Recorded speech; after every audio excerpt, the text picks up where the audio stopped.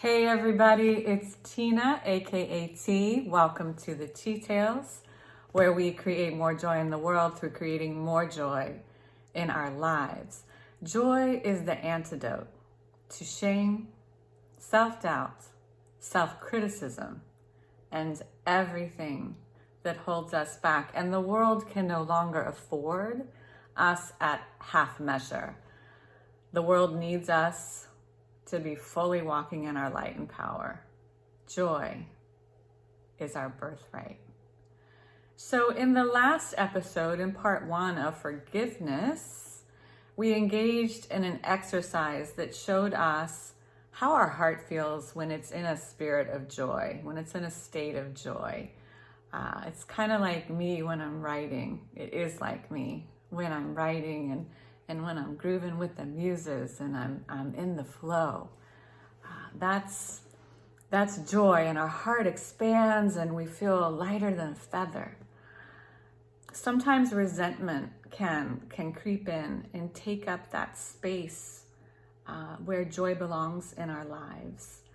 And that exercise showed us how our heart should be feeling when we are in a state of joy, and how resentment can creep in and take up the space where joy belongs. Housekeeping. So in part 2, food brings me joy, and so I have a menu of 3 items I wanted to share with you for forgiveness, or to guide you along the path of forgiveness.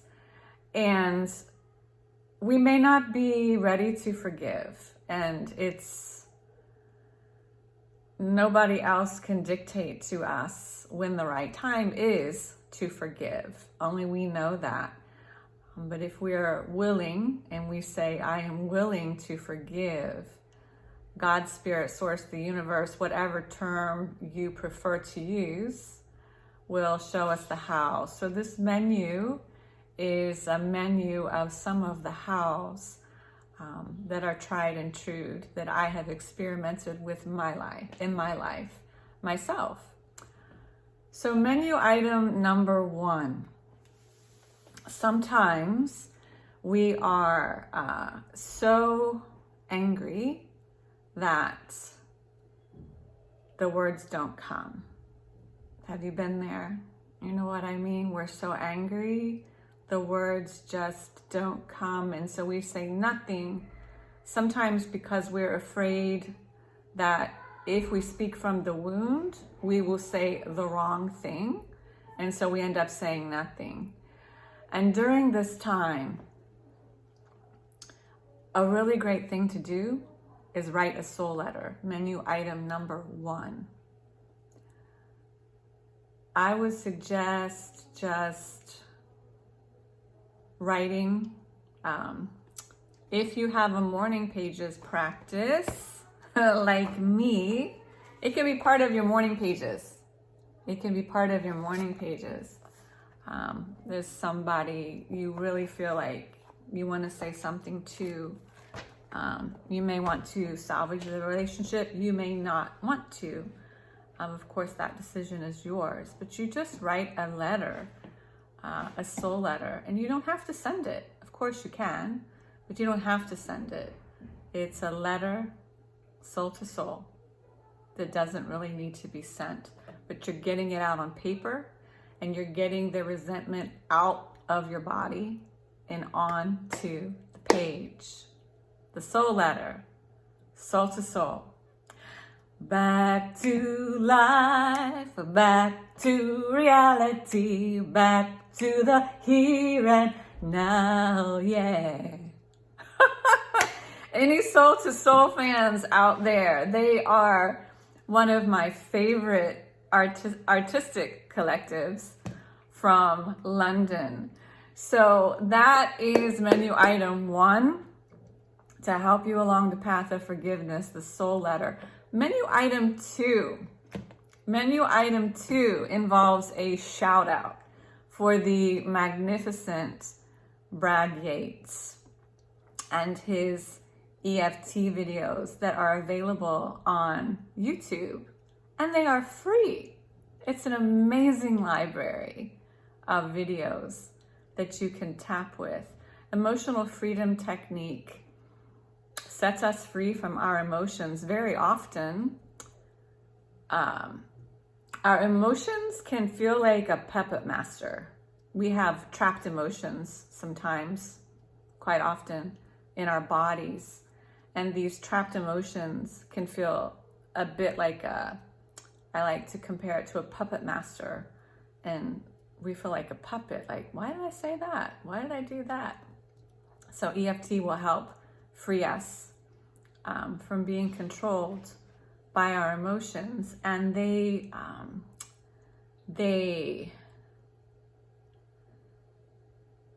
help heal our autonomic nervous system and align our neural pathways. So if there was a memory or an experience that you have assigned a negative feeling to, EFT will clear it. And so it can clear resentment. It can help you forgive. And I want to encourage you to visit Brad's YouTube channel. And please write these down. Clearing resentment, forgiving others, clearing resentment, tapping into forgiveness, and forgiving ourselves on YouTube. Please visit those. If there's someone you need to forgive, including yourself. And speaking of that, the most challenging piece of my healing journey was forgiving myself. And it's funny that the things that we resist persist. It's not funny, it just is. It just is. The things we resist persist. So when I was diagnosed with breast cancer in 2016, I discovered You Can Heal Your Life by the godmother of self-healing, Louise Hay. And there's so much wisdom in this book. There's so much wisdom in this book. But I overlooked, or chose to overlook, one of the most important bits of wisdom, and that is mirror work. And so that was in 2017. And lo and behold, in 2020, I joined Speak and Inspire with Speak and Inspire 2020 with Lisa Nichols. Hello, Speak and Inspire tribe. I love you. So lo and behold, during this beautiful and intense 30-day transformation, mirror work appeared. And there was no way around it. And I knew there was no way around it. And I also knew that this is the way the elegant universe works. If we don't learn the lesson that we're supposed to learn, it will come back around. It will come back around. And with me and mirror work, it's like the universe was saying, did she really ignore me? Did she really ignore me when she was reading You Can Heal Your Life? Man, she needs this the most. And she ignored me. It always comes back around when you're ready, when it's the right time. And so mirror work, I'm going to go over the practice because there were so many things I wanted to forgive myself for, but I didn't know how. But I just kept thinking when I was on a morning walk or writing or cooking or painting or taking a shower or waking up, I am willing to forgive. I am willing to forgive. And so the practice of mirror work is, I would suggest going on a nice walk being in nature and have your notebook and your pen, and you write down 7 things that you are proud of. 7 things that you forgive yourself for, and 7 things that you commit to. So back to the 7 things of I am proud. I will share 2 of my 7. Tina, I am proud that you are a warrior goddess. Tina, I am proud that you have created a life you love and continue to do so. So those are 2 of my 7. The next one is Tina, I forgive you for. And the 2 of the 7 that I can share with you today are, Tina, I forgive you for your deep-rooted feelings of not being enough and not believing in yourself. And Tina, I forgive you for your behavior rooted in survival traits and patterns as you were enduring trauma. Those are 2 of the 7 I forgive you for, which just tremendous in helping with self-forgiveness. It may bring you to your knees. In the beginning, there was so much to clear. The 7 that I spoke to myself in the mirror, it brought me to my knees and it made me go, I went fetal. But as my granny once said, better out than in. I think she was talking about gas during that time. So the 3rd piece of mirror work is I commit to you. Now back to Tina, I am proud of. How many times do we praise other people, but we have a really difficult time with praising ourselves? So that piece is so important, and the forgiveness piece is so important. And I commit to you, Tina, I commit to you. How many times do we make commitments to other people and we don't even bother to commit to ourselves? We sometimes neglect ourselves. I know I have, just trying to prove myself and sticking to commitments with other people and not committing to myself. So two of the 7 that I can share with you are, Tina, I commit to you to trust you. And Tina, I commit to you to only seek validation from you. And that is a huge one for me.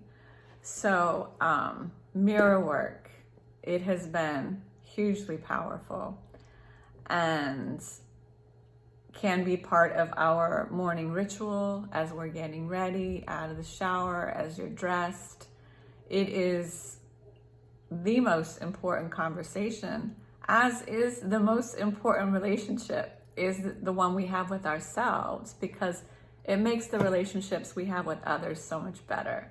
So this conversation in front of the mirror every morning, the global pandemic that we've all been moving through brought us to a point where we were, still are, wearing masks. I'm still wearing a mask, even though we had new regulations come through in October 1st here in Portugal.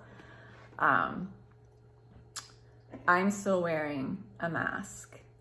We wear these masks to keep ourselves safe and others safe. But many of us, including me, were wearing masks that were not healthy. They were unhealthy. Enthusiasm to hide the pain was a mask I wore often, and saying what I thought other people wanted to hear was another mask I would wear. And I had quite a collection. So mirror work will just rip off that mask and say, yeah, we don't do that anymore. We don't do that anymore. And it's such a powerful exercise to have with ourselves in front of the mirror. And yeah, it will feel silly at first, but then you'll get to a point where, my day wasn't so good. What happened? Oh, I didn't do mirror work. Because through this exercise, we reveal our authentic self.